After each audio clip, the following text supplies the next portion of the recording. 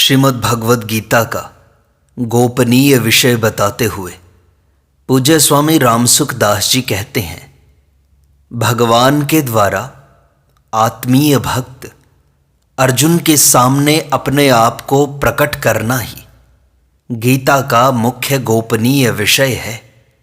भगवान अवतार लेकर अपने आप को छिपाते हैं, सबके सामने अपनी भगवत्ता प्रकट नहीं करते, परंतु अपने अंतरंग प्यारे भक्तों के सामने वे छिप ही नहीं सकते, अपने आप को प्रकट कर ही देते हैं। भगवान ने गीता में अपने प्यारे भक्त अर्जुन के सामने अपनी भगवत्ता, महत्ता, प्रभुता की बहुत सी बातें कही हैं। जैसे इस कर्मयोग को मैंने पहले सूर्य से कहा था, फिर सूर्य ने मनु से और मनु ने इक्ष्वाकु से कहा। इस प्रकार परंपरा से प्राप्त इस योग को समस्त राजर्षियों ने काम में लिया, परंतु इसको जानने वाले न होने से बहुत काल से यह योग लुप्त प्राय हो गया है। उसी इस पुरातन योग को मैंने तेरे से कहा, यह बड़े रहस्य की बात है। तात्पर्य है कि जिसने पहले सूर्य को उपदेश दिया वही मैं आज तुझे उपदेश दे रहा हूं। यह बात अत्यंत गोपनीय है। मेरे और तेरे बहुत से जन्म हो गए हैं, उन सबको मैं जानता हूं, तू नहीं जानता। मैं अजन्मा, अव्यय आत्मा और संपूर्ण प्राणियों का स्वामी रहता हुआ ही प्रकृति को अपने वश में करके प्रकट होता हूं। मैं ही धर्म की स्थापना, भक्तों की रक्षा और दुष्टों का विनाश करने के लिए युग युग में अवतार लेता हूं। महासर्ग के आदि में मैंने ही चारों वर्णों की रचना की है। रचना करने पर भी मैं अकर्ता ही रहता हूं। मेरे को संपूर्ण यज्ञों तथा तपों का भोक्ता, संपूर्ण लोकों का महान ईश्वर और संपूर्ण प्राणियों का सुहृद जानकर मनुष्य शांति को प्राप्त हो जाता है। जो मेरे को सब में और सबको मेरे में देखता है, उसके लिए मैं अदृश्य नहीं होता और मेरे लिए वह भी अदृश्य नहीं होता। इस संसार का मेरे सिवाय दूसरा कोई कारण नहीं है। यह संपूर्ण संसार मुझ में ही ओतप्रोत है। जल में रस, चंद्र सूर्य में प्रभा आदि में कारण रूप से मैं ही तो हूं। सात्विक, राजसिक और तामसिक भाव मेरे से ही होते हैं, परंतु मैं उनमें और वे मेरे में नहीं हैं। अर्थात सब कुछ मैं ही मैं हूं।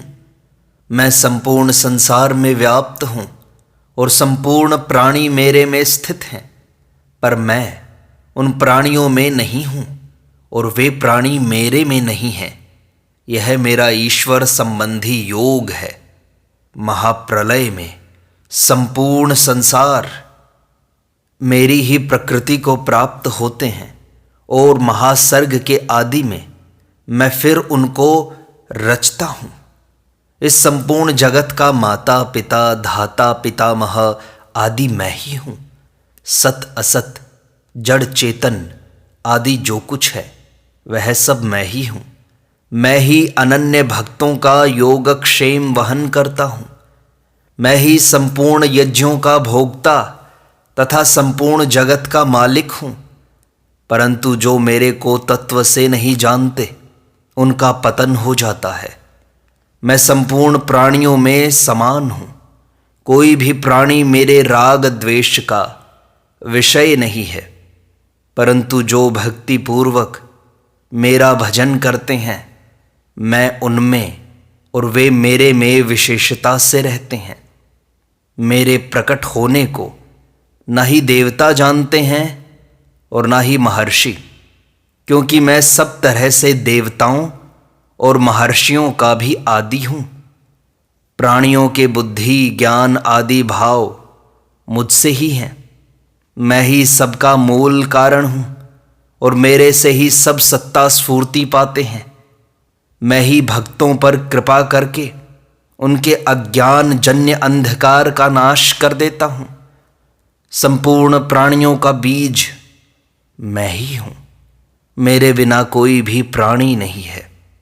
मैं अपने किसी एक अंश में संपूर्ण संसार को व्याप्त करके स्थित हूँ। तू अपने इन चर्म चक्षुओं से मेरे विराट रूप को नहीं देख सकता, अतः मैं तुझे दिव्य चक्षु देता हूँ, जिससे तू मेरे इस ईश्वर संबंधी प्रभाव को देख पाएगा। मैं संपूर्ण प्राणियों का क्षय करने के लिए बढ़ा हुआ काल हूँ और यहाँ इन संपूर्ण योद्धाओं का नाश करने के लिए आया हूँ। तेरे युद्ध किए बिना भी यहाँ कोई नहीं बचेगा। इन सबको मैंने पहले ही मार रखा है, अतः तू निमित्त मात्र बनकर युद्ध कर, तेरी विजय होगी। मेरे परायण हुए जो भक्त संपूर्ण कर्मों को मेरे में अर्पण करके अनन्य भाव से मेरा भजन करते हैं, उनका मैं स्वयं संसार सागर से उद्धार करने वाला बन जाता हूँ। जो अव्यभिचारिणी भक्ति से मेरा भजन करता है वह गुणों से अतीत हो जाता है। मैं ही ब्रह्म, अविनाशी अमृत, शाश्वत धर्म और एकांतिक सुख का आश्रय हूँ। चंद्र, सूर्य और अग्नि में मेरा ही तेज है। मैं ही अपने ओज से पृथ्वी को धारण करता हूँ। मैं ही वैश्वानर रूप से प्राणियों के खाए हुए अन्न को पचाता हूँ।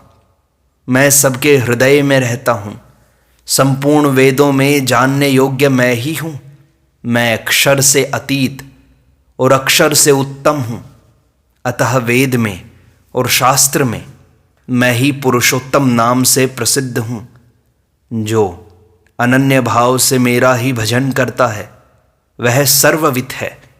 मैंने यह अत्यंत गोपनीय शास्त्र कहा है, जिसको जानकर मनुष्य ज्ञानवान और कृतकृत्य हो जाता है।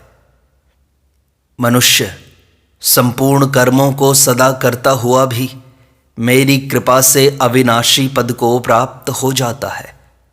तू मेरे परायण होकर संपूर्ण कर्मों को मेरे अर्पण कर दे तो तू मेरी कृपा से संपूर्ण विघ्न बाधाओं को तर जाएगा। तू संपूर्ण धर्मों के आशयों को छोड़कर केवल एक मेरी शरण में आ जा। मैं तेरे को संपूर्ण पापों से मुक्त कर दूंगा। तू चिंता मत कर। इस प्रकार भगवान ने रहस्य की अपने आप को भक्तों के सामने प्रकट करने की जितनी भी बातें कही हैं वे सभी गोपनीय विषय हैं।